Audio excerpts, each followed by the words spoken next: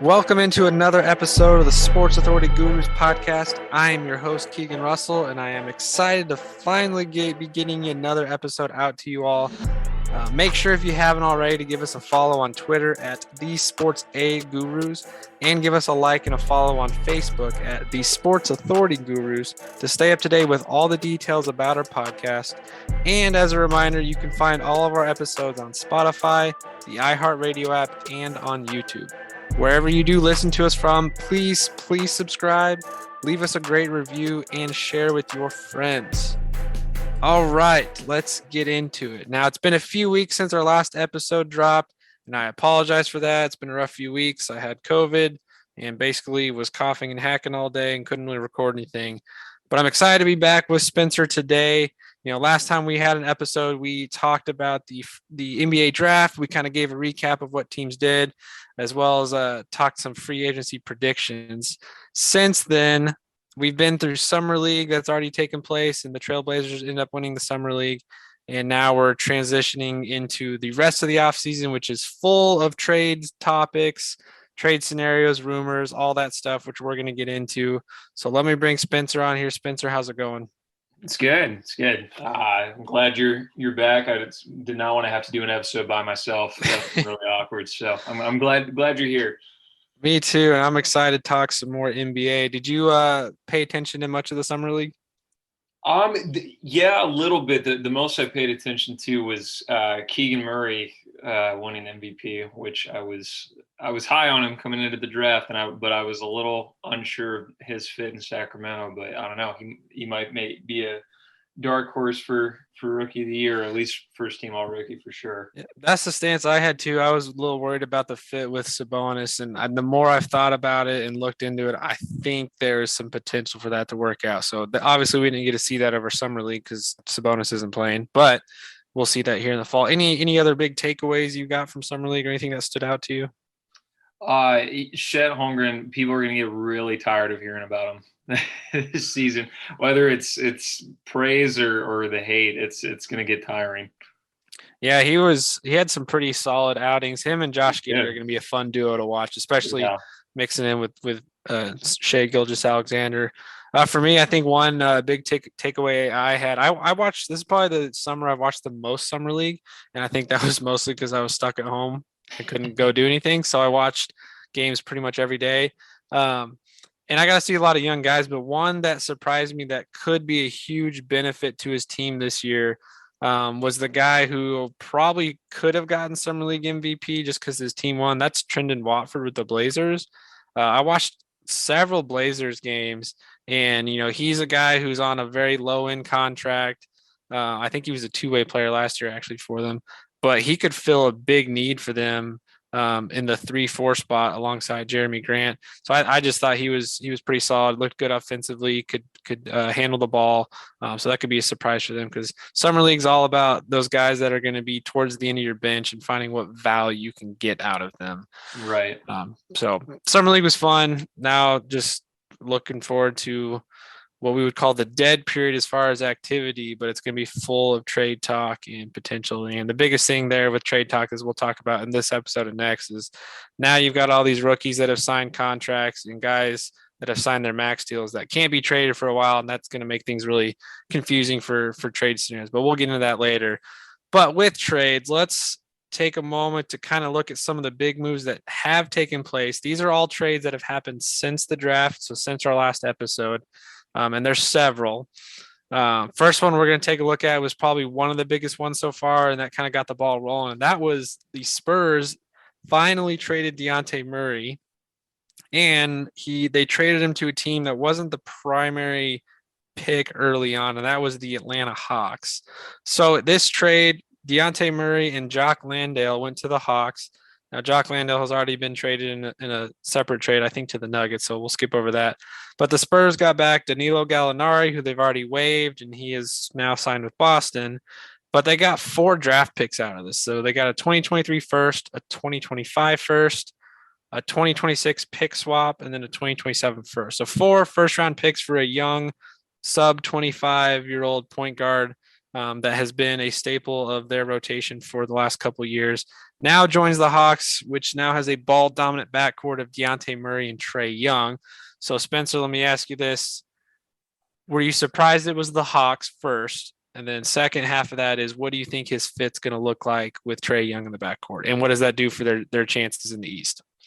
Yeah, I was surprised it was the Hawks because his fit is just a little interesting to me. I actually, the more I thought about it, I do kind of like it. Trae's, obviously a little bit of an undersized guy, and so they get some size in the backcourt. They get some defense because, again, that's not Young's. He is a great defender. Yeah, that's not his strong suit. And Murray's not the best outside shooter, but I mean, spacing with Trae is always going to be good. But I'm actually starting to like the move a little bit more because I think they could potentially complement each other pretty well. And I mean, it kind of just reminds me of Steph and playing with any two guard in the league. I mean, he is quote unquote ball dominant, but he can move. He can be just as effective off ball. And if they just pair that right in the offense, I think they could be good. And I was surprised with the Spurs, not totally surprised because I think they're just tanking now, but I was surprised they didn't try to get a little bit more back. I mean, I get getting, the first round picks, especially if you're rebuilding, but man, they didn't really land anyone. Again, they waived Gallinari, so I was just a little surprised at that because I think he had slightly more trade value than they gave him credit for. Yeah, I agree with you there. I was surprised the trade went down the way it did. I thought there were other teams out there that could have given better offers, but as soon as the trade went down, I had a chance to kind of take a moment to think about it. It did make sense from the standpoint of the Spurs, just like several other teams, are now tanking for Victor Wembanyama next year, who is just a freak specimen of an athlete. We're not going to get into him too much in this episode, but 7-foot plus guy who plays like LeBron, Kevin Durant out on the wing. Their talk is he's the best prospect to come out since LeBron. So clearly this was a move to become less talented and give one of your best players away for a lot of future draft picks that they could combine with other things down the road to help them ensure they stay in the top 3 for that. Again, I didn't like the fit early on, and then immediately I started thinking of the Warriors like you. Steph's never been a great defender his whole career, but he's amazing on and off the ball. And I think this is going to be something similar. Not the same dynamic as far as Murray's not a shooter like Klay Thompson or any other two guard the Warriors have, but he's a great distributor, can attack the paint, pick and roll, and again, really good on defense. So I think you're going to see a lot of similarities between their offensive play style to what the Warriors do as far as let Trae Young run around, tire guys out, jack up threes. And then when Trae's not out there, Deontay can facilitate the offense. I think the one thing this does do is it puts a lot more pressure offensively on Trae and John Collins unless they move him. So you might need to see some other guys step up on the offensive side. But defensively, if they roll out Capella, Deontay Murray, and DeAndre Hunter without any other moves coming down the road, that's a pretty solid group right there and a good core. And they still have some decent pieces, a lot of young talent. I'm sure they're going to look to make a couple more moves. They still might move on from John Collins. I think he might stay at this point because that is a position of need for the team. So unless he's involved in a bigger trade for another bigger star, I think that's pretty good there. Do you think that does anything as far as move the Hawks up in the East at all, or is this kind of a just maybe one spot up kind of move? Not particular. I mean, I think it definitely, it probably puts them towards a higher up playoff tournament seed. So I think maybe they can go from a fringe, 10th or 9th seed to all the way up to 7 and maybe 6. I'd say 6 if the East was weaker, but now the East is pretty strong. I'd say they'd be higher, but they got rid of Herter and didn't get a ton back for him. So I was a little confused. I mean, I think that was a salary dump. Yeah, and I mean, Herter's not an all-star by any means, but I do think he's a pretty talented guy. And I mean, they got, I think, Justin Holiday and Mo Harkless, but I don't know. I think that move was neutral, if anything. And I don't know. We'll just have to. It really depends on Murray's fit with Trae. I'll give a quick tease. I think the Kevin Herter move was good for a couple reasons, and I think that's because it opens up the potential to trade for a mega superstar, which you can guess where I'm going, but we're not Yeah. going to talk about this episode. If you want to hear about that, you're going to have to listen to the next one because I will talk about that trade then.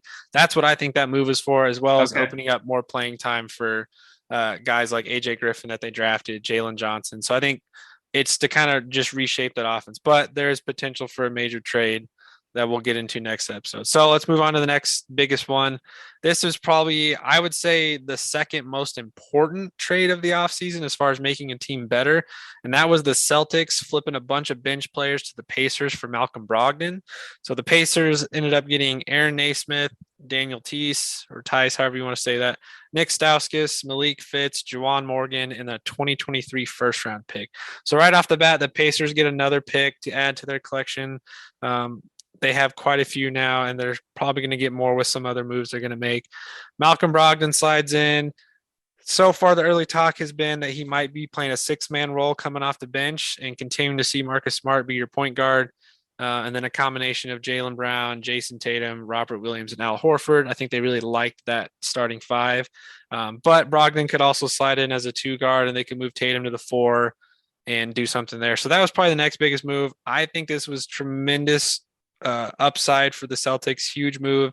Definitely solidifies their backcourt, and they're moving on from players that probably weren't going to have much of an impact this upcoming year anyway. You do move on from a young guy like Naismith who has potential as a shooter, but didn't really get much playing time. So they're in win now mode. They were just in the finals. They lose to the Warriors. They were so close. They had the potential to win it. This is an all-in move to win now. So I think that was a great fit. I was a little surprised it was the Celtics. We talked last episode that Brogdon was going to be highly coveted, and I thought his best fit would have been with the Wizards to play along Beal, but he goes to the Celtics there. To me, this keeps them in that top three in the East, personally, and we'll get into that later too. But what was your take on that move? I mean, I really do like it. They're definitely in win now mode. And like you said, outside of Naismith, I mean, they had guys like Stauskas and Juwan Morgan, and it wasn't a lot of heavy minute rotation players that they had to give up for that. They traded Tice for the fifth time in 2 years, it seems like. So I really like that move. And they have some versatility. They could now do a kind of a small ball lineup if they wanted, which I think would be pretty ideal for them. They could play Brogdon and Smart. They could bring Brogdon off the bench. I think I've always been pretty high on Brogdon. He's really solid, good shooter, good defender. I didn't think he was going to go to the Celtics. I was actually pretty surprised like you were. But it definitely keeps them top three, especially with kind of some uncertainty with Brooklyn. And I mean, it's right now, it's probably them, the Bucks, and everybody else, I guess, at that point. But I like the move for them. Yeah, great move for the Celtics. It's kind of funny.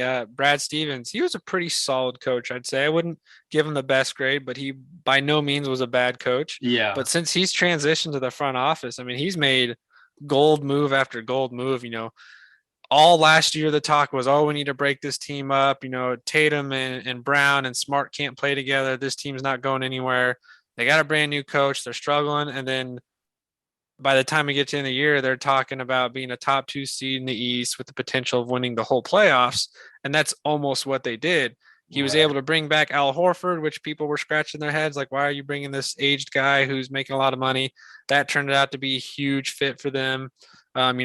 Keeping Robert Williams in the fold and not moving him any other deals, seeing the development of Payton Pritchard. There's just a lot of solid moves, and I think this is another one that keeps them top heavy. Still have a little bit of concerns with their bench, but as we'll get into in free agency signings, they did also bring in Danilo Gallinari to play that 3-4 spot, and he can help them with some small ball. So great move there. Definitely keeps them in the running for best team in the East. A couple smaller trades here. One we did talk a lot about in our last episode. It just didn't happen yet, and that was Jeremy Grant going from the Pistons to the Blazers. No one was surprised that trade went down. I think what surprised people is that it only cost a 2025 first. So that's 2 more drafts from now, not including that draft it was there. So technically 3 drafts. A lot of talk was there. You could get a first round pick in the mid to late teens, if not higher, for this year. And I'm sure a lot of teams are kicking themselves thinking we could have had Jeremy Grant for a 2025 first. Why didn't we get in on this?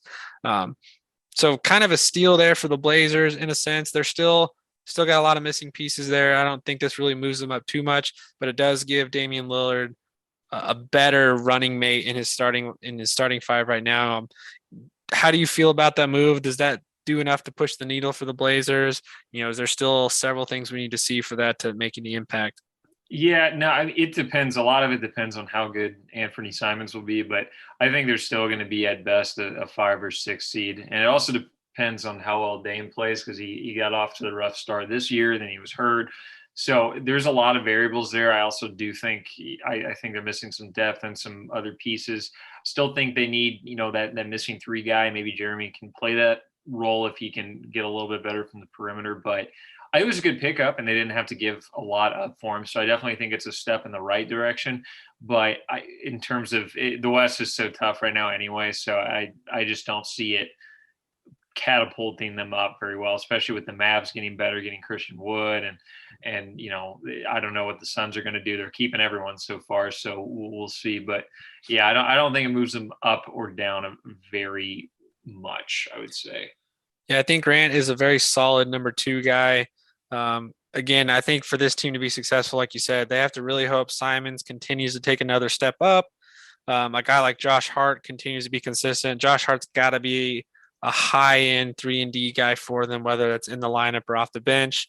They got to see some more development out of some of their younger guys like Nasir Little, Greg Brown. Could be, like I said, an opportunity for Trendon Watford to step up. Mm-hmm. Of course, Nurkic has to have a healthy season and do well. So still some work to do there, but definitely pushes them forward compared to where they were at the end of last year. Next one, somewhat of a big trade. I think in the end it kind of evens out, just kind of swaps roles. But the Nuggets receive Kentavious Caldwell-Pope and Ish Smith from the Wizards.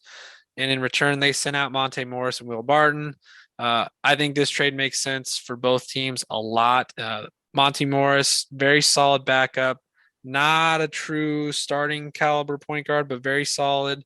Obviously, with Jamal Murray hopefully coming back healthy, his minutes aren't as highly needed out of Morris. So sending him to a team that needs a point guard and the Wizards was a good move there. They do get a backup point guard in return in Ish Smith, who I think has now set the record for most teams played for or most teams traded and signed for.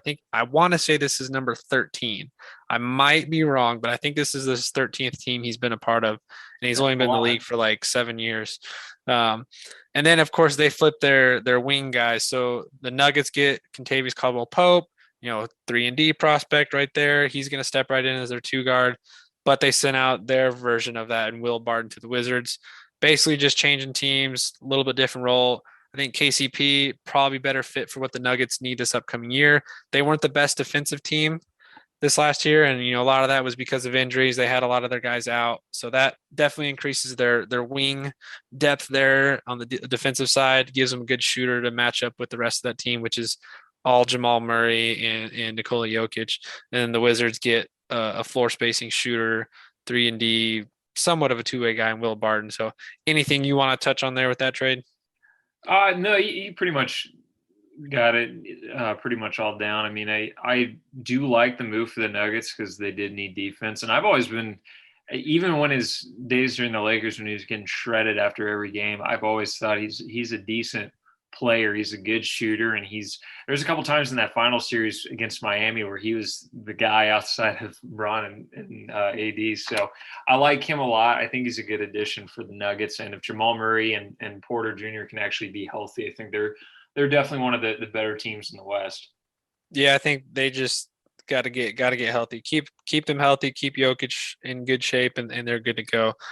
All right, next one.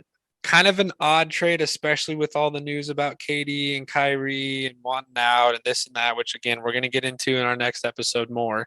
But the Nets traded their 2023 first to the Jazz, who are selling everybody, for Royce O'Neal. And initially people are like, what is up with that? That doesn't make sense. If they're going to trade out these other guys, why would they trade a first round pick to a team to bring in a guy like O'Neal, who's, a 2-way guy, plays that 3-4 role, solid defender, can guard the 1 through 5 if need be, and is a pretty effective 3-point shooter. Had a lot of people scratching their heads seeing that trade, and we'll get into it again later. Just initially, do you think that is a move the Nets made with any specific strategy? Is that to help convince them that KD and Kyrie need to stay and work it out?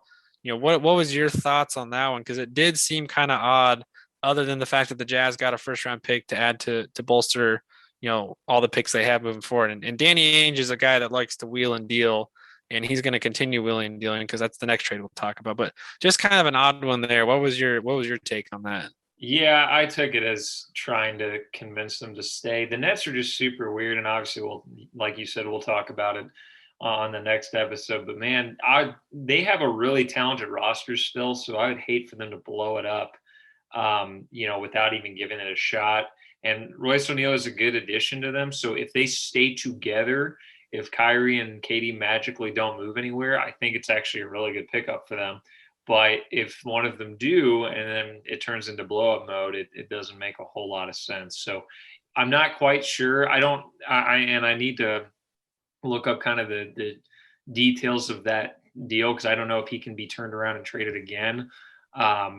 He can't be traded for till basically the start of the season. If a guy has been traded recently, he has to, unless it's a 1-for-1 move, to my understanding, unless it's a 1-for-1 player move, if he's going to be involved in a multi-team trade or a multiplayer trade, it has to be after, I think, 3 months of being on the team. So it's like October 15th, which again, we'll get into the trade stuff. That's why trades are so tricky with star players, because there's all these rules with draft picks and signings and all that. So I don't think he can be moved in the short term unless it's a 1-for-1 swap. Yeah. Which probably wouldn't make sense since they gave away a pick. Right. And, if that's the case, if they just wanted another piece to be included in a deal for one of those two, maybe, but I'm not really seeing the logic behind it if they are trying to blow it up. But who knows? I mean, they are in closer contact to KD and Kyrie than we are, so who knows if they know what's going on, if they're going to stay or not.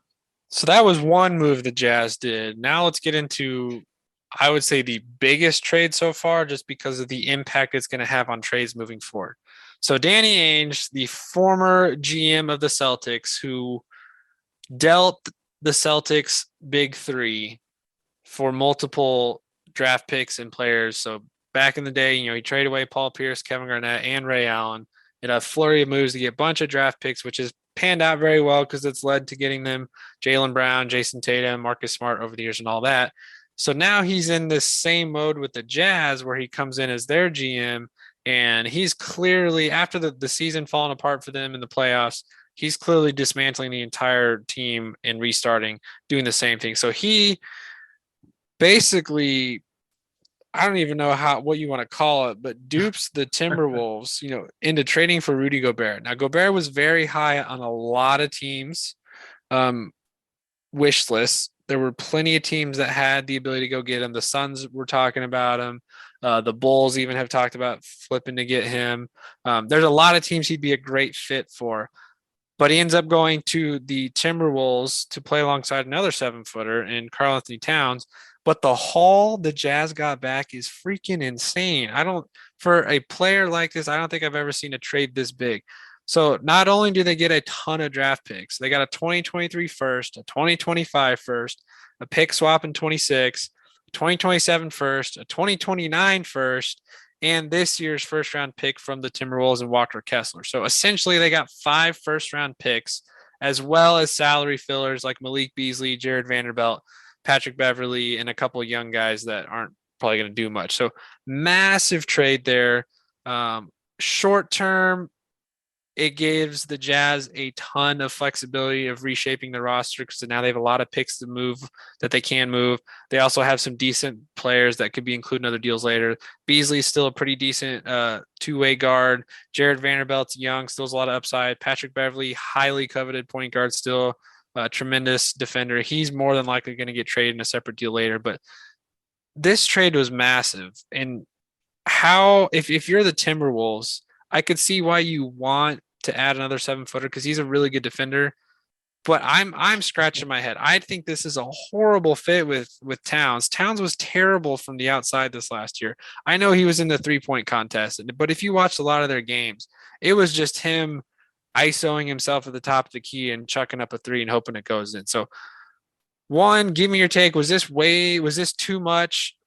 to get him? Was this not enough? And two, what does this look like now playing him alongside Towns with the rest of that roster? Oh, it's too much. I'll tell you that. I mean, the biggest thing, if this wasn't the case, I would feel a little different about this trade. But with the way offense is played in the NBA right now, if they go against a small ball lineup, they are done for. They're cooked. It's going to be a blowout every time. They don't have, I mean, Gobert is, he's a multiple time depoy. I get it. He's a very good defender, but he is a rim protector and he's a defensive anchor. He is not a versatile defender. He can, I don't care how many clips you show me of him guarding a guard or a forward out on the wing for one possession. It's not sustainable, and neither it is for Towns either. So the fit just doesn't make any sense the way the NBA is played right now. And they gave up some depth. I mean, some of those guys aren't huge minute getters, but I mean, Beasley and Beverly were. A lot of quality role players that they gave up that now they have to replace. Exactly. So that they lost some depth. They lost some build from the future. And I mean, I get it going win now mode. They made it to the playoffs and they won a couple games against the number one seed. But I mean, I don't know. They're not title contenders after this. I don't think if they're a fifth seed, I honestly would be pretty surprised at that. So I think it's kind of a head scratcher. I don't think Gobert was quite worth that much. Certainly not 5 first-round picks. And that's not a knock against Gobert. I'm not trying to sound like a hater against him. I think he's a good player, but the fit doesn't make sense, and the haul they gave up makes zero sense. So I don't know. We'll have to see how they play. I mean, on the bright side, they'll have the best interior defense in the league, by far, and I think that's going to get them pretty, deep into a playoff run, maybe win a series. But outside of that, I mean, their spacing is going to be weird because, like you said, Towns is technically a 3-point shooter, but he's not too efficient. And I don't know. It's just going to be weird. You can't play 2 bigs on 2 blocks right now in the league. You just can't. It's going to screw up driving lanes, especially they got slashers and Ants and D'Lo trying to get through. Yeah. So I don't know. It was kind of a head scratcher for me too. I just kind of see how it plays out. Yeah, I mean the NBA is right now it is a guards league. Yeah. And if you watch the playoffs this year, that was very evident. I mean, DeAndre Ayton had a couple really big, important key games, and Gobert obviously always has big, important games. But when you break it down, I mean, this was Steph Curry, this was Ja Morant, this was Luka. This was a guards league, and guards are it's just like NCAA March Madness. You could have the best big man in the country, but you're not getting all the way to the championship because your big guy's dropping 25 and 12 every night. You're getting there because your scrappy point guard is dropping 15 and making key clutch shots when you need it. So again, odd fit there, massive haul that I think has ruined the rest of the NBA.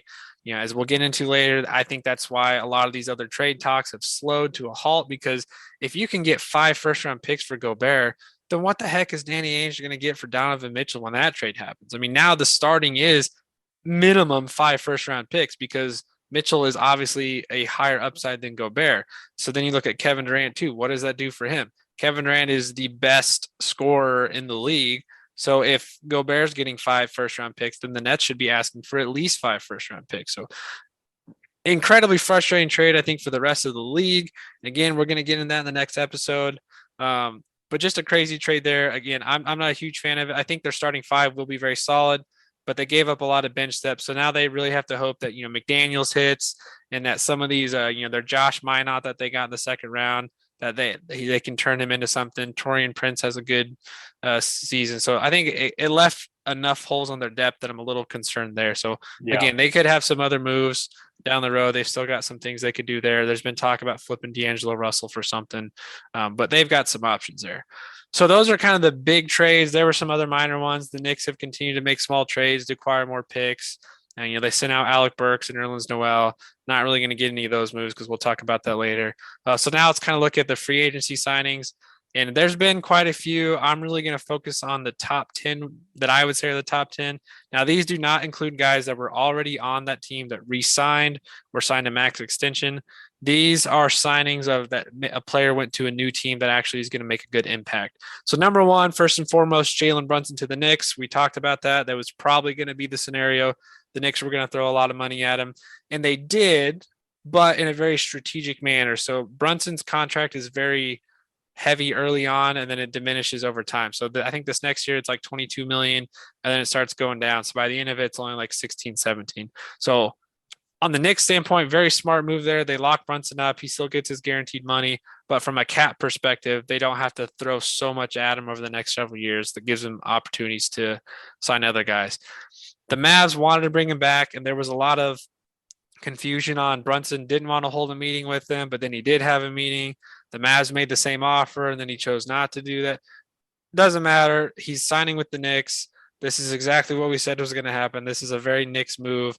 Throw a bunch of money at a guy that, again, we're not even sure if his fit's going to be great. Somewhat undersized guard, great at attacking the paint, getting to the rim. Not the best open stance 3-point shooter. Not a great defender. What was your take on that move? Obviously we're going to get into some more Knicks stuff later because they're in the Donovan Mitchell hunt. But just with the way the team's constructed now, how does that fit with what they want to do with their current team? And did you like that move? No, I didn't. I think Jalen Brunson's a good player, but I think he just had a really good stretch.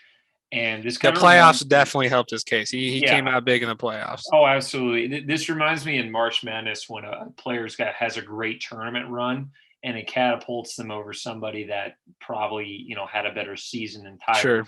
So I don't know. I think Brunson's a good player, but yeah, I'm not sure in the fit. He's definitely overpaid. He's not going to take the Knicks from a fringe playoff team to a contender or even anything close to that. So I don't really understand it a whole lot. We'll see what they can do with other free agents. But yeah, this one I didn't really agree with. And we said it the last episode, they're going to overpay them. That's just what they're going to do. They overpay, fringe all-star players. I don't know why they do it. They did it with Julius Randle, and it looked great for a year, and then it looked really rough for a year. So I don't know. The Knicks are going to just do what they always do. That is the Knicks. All right, next up, I don't know if this is considered a huge free agency signing. I put it at the number 2 biggest one because of the team he's going to, and that's PJ Tucker deciding not to stay with the Heat and is now going to chase a ring with another team. So he signed with the Sixers on a 3-year deal. He's probably not going to be there 3 years. It's one they can get out of. But now the Sixers bring in that 3, 4, 5 defender that they desperately need who can match up. Has gone up against all the best guys in the East and the West. Not sure if he's going to be in their starting lineup because of Tobias Harris and Matisse Thybulle. Again, they're a team that could be making some other moves down the road, but I thought that was a fantastic signing for them. It gives them something they desperately need. Now it's just a matter of figuring out the rotation. Does that mean Thybulle steps off more or gets moved? Obviously Maxey and Harden in your backcourt. Embiid starting, so it kind of gives you some rotation thing there. But I thought that was fantastic and an easy one to break down. Next one I put down was Dante Di Vincenzo. Got traded to the Kings last year, which is kind of upsetting for him. Didn't get to do anything there. Now he takes his sniper skills to the Warriors, who basically just got more of what they already have. Pretty good fit there. Gives them a great piece off the bench. They still have a lot of questions. Are they going to bring back Jordan Poole? Are they going to move on from Wiggins? Or they keep him? Jonathan Kuminga's in the wings waiting. Just a good depth piece for them. Good signing just in case they do move on from Poole. It gives them a good 2 guard that can step in there. So I thought that was a great one. Number 4 on my list, I combined these as 2 players. That was the Bulls going out and signing Goran Dragach and Andre Drummond. I think 2 good moves there. It gives them some bench depth at the point guard position in case Lonzo is out or if they trade Kobe White. And then Andre Drummond, a good, he's not at his peak anymore, but he's still a solid backup big man and can provide solid minutes if he needs to start for you. Dragach, it came out that he wanted to go to the Mavericks and they had a deal in place, but apparently the playing time they wanted to give him was very sparse. And he still feels like he's capable of contributing at a high level. So that's why I ended up going to the Bulls. Number 5, this is one I do like a lot. That was TJ Warren signing with the Nets. He was one that, again, on a lot of teams' lists, could have gone a lot of places. I thought that he would have been a good fit. He goes with the Nets on basically an approve it deal. It could be great for them depending on if Kevin Durant comes back. If they don't have Durant, they have a good guy who can score and he can be part of a rebuild. Also provides them great depth and scoring opportunity to take the load off of Durant. if he's still there. And then Gallinari to the Celtics, as we kind of mentioned earlier, probably one of the best signings in the offseason so far, just as far as fit, gives him a great stretch floor, can shoot, high efficiency shooter, can score when need be. I thought that was a good fit there. One of my favorite signings, the Cavs brought back Ricky Rubio on a deal. They loved having him last year before he got hurt and decided they want to continue that. So the Cavs are loaded with talent and depth. It's just a matter of what that rotation is going to look like. And they also brought back Colin Sexton. As of now, he could still get moved, but as of right now, he's going to be back. And then a couple smaller ones. Otto Porter left the Warriors to go sign with the Raptors. Again, just gives the Raptors more depth. They're a team that should be a lot better this year with the development of Scotty Barnes and some of those other pieces. So good fit there. Gary Payton Jr. went to the Blazers. Fantastic signing. I think that gives them great versatility in their backcourt. A little bit more aggressive, stronger guard than what they've had before.